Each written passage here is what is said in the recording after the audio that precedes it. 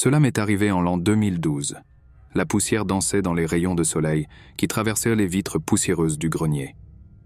Moi, Jackson Ramirez, fraîchement arrivé dans cette maison centenaire, ressentais un mélange d'excitation et d'appréhension.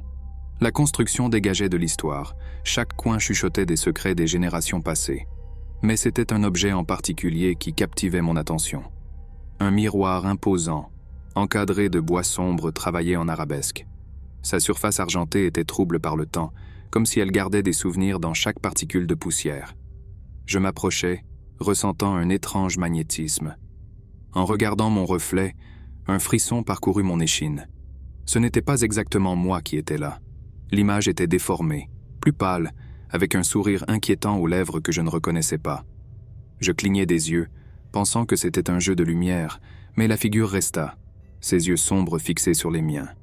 Les jours suivants, j'évitais le grenier. Ce reflet me perturbait, envahissait mes pensées comme une fumée toxique. Mais la curiosité, cette maudite serpente qui nous enlace, me ramenait toujours. Et là j'étais à nouveau, regardant le miroir. Cette fois, l'image semblait plus réelle, presque palpable. J'ai réalisé avec horreur que ses yeux reflétaient une cruauté que je n'avais jamais vue en moi. J'ai commencé à faire des cauchemars. Je rêvais du reflet qui m'appelait, m'incitait à commettre des actes horribles. Je me réveillais en sueur, le cœur battant la chamade, ressentant une étrange compulsivité à faire des choses que je n'aurais jamais faites. Une colère grandissante, une impatience qui me consumait. Je me suis disputé avec mon voisin pour une futilité. J'ai presque frappé mon chien quand il aboyait trop. Ce miroir m'empoisonnait, corrompait mon âme. Je devais m'en débarrasser. Avec un marteau dans les mains, je montai au grenier. Mais en regardant la figure dans le miroir, j'ai vu un reflet de moi-même qui ne tenait pas un marteau, mais un couteau. L'image sourit, un sourire diabolique, et murmura « Nous sommes un maintenant ». La terreur me paralysa. J'ai laissé tomber le marteau, les mains tremblantes. Je perdais la bataille. La ligne entre mon reflet et moi s'estompait. J'ai senti la méchanceté surgir en moi, comme une plante vénéneuse qui étouffe le jardin. C'est alors que je me suis souvenu d'une histoire que ma grand-mère racontait sur les anciens miroirs qui emprisonnaient des âmes. Elle disait que la seule façon de briser la malédiction était de les détruire par le feu. Avec un mince espoir, je descendis à la cave et trouvai une boîte d'essence. Je remontais, l'odeur âcre envahissant mes narines, et je mouillais le miroir. Avec un match tremblant, j'ai mis le feu. Les flammes léchaient le bois, le reflet déformé se tordant d'agonie. J'ai ressenti une douleur lancinante, comme si ma propre chair brûlait. Mais je n'ai pas reculé. Je devais gagner. Le miroir s'est brisé en 1000 morceaux, chaque fragment reflétant une image différente de moi, toutes disparaissant dans la fumée et les cendres. Je suis tombé à genoux, épuisé, mais ressentant un immense soulagement. La présence maléfique était partie. La vie est revenue à la normale, du moins je le pensais. Les querelles, la colère, tout avait disparu comme de la fumée après l'incendie.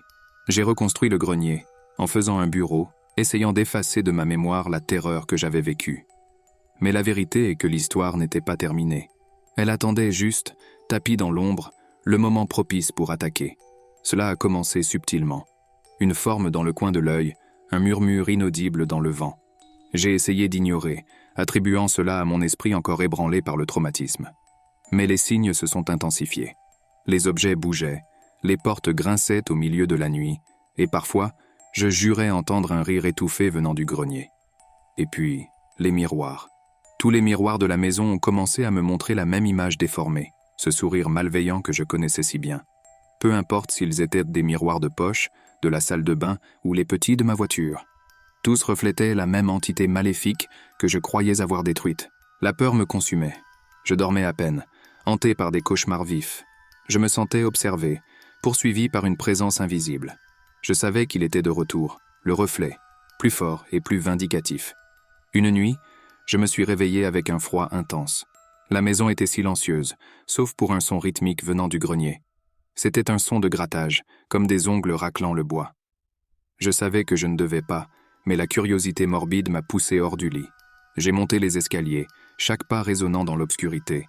La porte du grenier était entr'ouverte, un faible rayon de lumière s'échappant par en dessous. J'ai poussé lentement la porte, le cœur battant fort dans ma poitrine. La pièce était vide, sauf pour un grand miroir au centre, exactement là où se trouvait l'ancien. C'était comme s'il s'était régénéré des cendres. Et là il était, mon reflet, mais ce n'était plus une version déformée. C'était moi, exactement comme j'étais, sauf pour le sourire. Ce sourire cruel et connaissant qui envoyait des frissons dans mon dos. « Tu m'as manqué ?» L'image parla. Sa voix un écho de la mienne. J'ai reculé, la terreur me pétrifiant. « Comment est-ce possible ?» bafouillai-je. « Tu ne peux pas te débarrasser de moi si facilement, » répondit-il, le sourire s'agrandissant. « Nous sommes un maintenant, tu te souviens ?» L'air portait le doux parfum des roses et du jasmin, lorsque je déménageais dans la maison le 2 mai 1995. C'était un rêve devenu réalité, un refuge tranquille avec un jardin luxuriant s'étendant à perte de vue. Moi, Oliver Anderson, ai toujours été passionné par la nature, et ce jardin était un paradis personnel. Cependant, il y avait un coin qui m'intriguait, une zone isolée, entourée d'une clôture haute et couverte d'une végétation dense qui semblait résister à ma curiosité. Au début, j'ai pensé que ce n'était qu'un espace réservé au compostage ou aux outils de jardinage. Mais l'aura de mystère qui émanait de ce coin était palpable. La végétation semblait plus sombre, plus tordue, comme si elle se nourrissait d'une énergie différente du reste du jardin. La curiosité me rongeait, se transformant en obsession. Un après-midi, muni d'un sécateur et de gants épais, j'ai décidé de défier le mystère. J'ai ouvert un chemin à travers les branches et les feuilles, sentant un frisson dans le dos à chaque pas. L'air est devenu plus froid, plus humide, et un silence oppressant régnait sur l'endroit. Enfin, je suis arrivé au centre de la zone isolée et j'ai été confronté à une vision qui m'a glacé le sang. C'était une tombe ancienne, la pierre tombale usée par le temps, presque illisible. La mousse et les lianes recouvrèrent la surface, comme si la nature voulait cacher ce secret. Un sentiment d'effroi m'a envahi, mais en même temps, une fascination morbide me retenait là. La nuit, j'ai commencé à entendre des bruits étranges venant du jardin. Des pas traînant dans l'herbe, des gémissements étouffés, des murmures semblant émaner de la tombe elle-même. La peur s'est installée en moi, mais je ne pouvais pas quitter la maison. Je ne pouvais pas m'éloigner de ce mystère. J'ai commencé à enquêter sur l'histoire de la maison, cherchant un indice sur la tombe. J'ai découvert que la propriété appartenait à une famille qui avait mystérieusement disparu il y a des décennies. La fille, une jeune femme nommée Emily, aurait trouvé la mort dans des circonstances étranges, et son corps n'a jamais été retrouvé. Chaque nuit, les sons s'intensifiaient. Je voyais des silhouettes se déplaçant entre les arbres, je sentais une présence froide m'observer. Le sommeil est devenu un luxe, remplacé par une veille constante, terrifié par ce qui pourrait surgir des ténèbres. Un matin, j'ai entendu des pleurs. C'était une voix féminine, douce et triste, appelant mon nom. « Oliver », murmurait la voix. Je me suis levé du lit, hypnotisé, et j'ai marché en direction du jardin. La tombe était baignée par une pâle lueur de lune. La pierre tombale semblait briller, les lettres maintenant visibles. « Émilie, fille bien-aimée ». La voix continuait de m'appeler, de plus en plus proche. En m'approchant de la tombe, j'ai senti la terre céder sous mes pieds. Soudain, j'ai été attiré vers le bas, enveloppé par une obscurité froide et humide. La voix d'Émilie résonnait dans mes oreilles, se mêlant à des rires et des murmures inintelligibles. Des mains froides m'agrippaient, me tirant vers les profondeurs. Puis, tout est devenu silencieux. Le lendemain matin, la maison était vide. Les portes étaient ouvertes. Le jardin semblait intact. Aucune trace d'Oliver Anderson. La police a enquêté mais n'a trouvé aucun indice. La tombe d'Emily était toujours là, silencieuse et énigmatique, gardant ses secrets. Certains disent qu'Oliver a été emmené par Emily pour se joindre à elle dans l'éternité. D'autres pensent qu'il s'est enfui, rendu fou par la terreur. Mais la vérité, comme la pierre tombale d'Emily, reste cachée, un mystère que le jardin garde jalousement. Et la nuit, dit-on, il est encore possible d'entendre un doux pleur, appelant un nom qui se perd dans le vent. « Oliver », murmure la voix, un écho du passé qui hante le présent. Le vent hurlait comme une bête blessée lorsque je me suis garé devant la maison le 19 août 2006.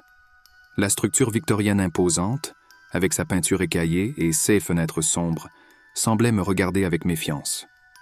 Moi, Daniel Cooper, ai toujours été fasciné par le macabre, et la légende entourant la maison était ce qui m'avait attiré là-bas.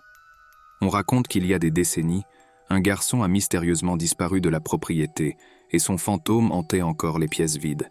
Au début, j'ai considéré les histoires comme du folklore local, rien de plus que des légendes pour effrayer les enfants. Mais alors que les jours se transformaient en semaines, j'ai commencé à réaliser qu'il y avait quelque chose qui clochait avec la maison. Des ombres bougeaient dans les coins de l'œil, les portes grinçaient sans raison apparente, et un froid inexplicable imprégnait l'air, même les jours les plus chauds. Et puis, je l'ai vu. Un garçon pâle, au regard vide, me regardait à travers les fenêtres poussiéreuses. Sa présence était fugace, un aperçu qui disparaissait avant que je puisse le fixer du regard, mais assez pour me donner des frissons dans le dos et remettre en question ma santé mentale. Les nuits étaient les pires. Les pleurs de l'enfant résonnèrent dans les couloirs, un lamentin triste et solitaire qui m'empêchait de dormir. Je sentais sa présence s'approcher, comme s'il voulait me montrer quelque chose, me raconter son histoire. Déterminé à résoudre le mystère, j'ai commencé à enquêter sur le passé de la maison. J'ai fouillé dans de vieux dossiers, interrogé des habitants locaux et découvert l'histoire tragique de Thomas, un garçon de 8 ans qui a disparu sans laisser de traces en 1952. Les parents, dévastés par la perte, ont fini par abandonner la maison, laissant place au temps et aux légendes. Au fur et à mesure que je plongeais dans l'histoire, la présence de Thomas s'intensifiait. Je le voyais plus souvent, non seulement dans les fenêtres, mais aussi dans les miroirs, reflétant un regard de désespoir et de tristesse. Ce pleurs se transformaient en murmures, des mots inintelligibles qui semblaient m'appeler quelque part. Une nuit, j'ai été réveillé par un contact froid sur mon épaule. J'ai ouvert les yeux et j'ai vu Thomas debout à côté de mon lit, son visage pâle éclairé par la lueur de la lune. Il a tendu la main, pointant vers la cave. J'ai ressenti une irrésistible impulsion de le suivre, comme si j'étais sous un sort. Nous sommes descendus dans l'escalier poussiéreux, l'obscurité nous engloutissant comme un monstre affamé. L'air est devenu lourd, humide, avec une odeur de terre et de moisissure. Thomas m'a conduit à un coin où le sol en terre semblait avoir été récemment remué. Les mains tremblantes, j'ai commencé à creuser. À chaque poignée de terre que je retirais, la présence de Thomas devenait plus forte. Ses pleurs se transformaient en un cri d'agonie. Finalement, mes doigts ont touché quelque chose de solide. C'était une petite boîte en bois, délabrée. J'ai ouvert la boîte avec précaution et ce que j'ai trouvé m'a fait reculer d'horreur. À l'intérieur, il y avait les os d'un enfant, petit et fragile. Les restes mortels de Thomas. Soudain, j'ai ressenti une douleur aiguë dans ma tête, comme si quelque chose essayait d'envahir mon esprit. L'image de Thomas est devenue plus nette, mais ce n'était plus le garçon triste que j'avais vu. Ses yeux brillaient d'une fureur maléfique et un sourire cruel se dessinait sur son visage. « Tu as trouvé mon corps », murmura Thomas, sa voix maintenant gutturale et menaçante. « Maintenant, tu resteras avec moi pour toujours. » J'ai senti mon corps devenir froid, ma vue s'assombrir. La présence de Thomas m'a enveloppé comme un linceul glacé.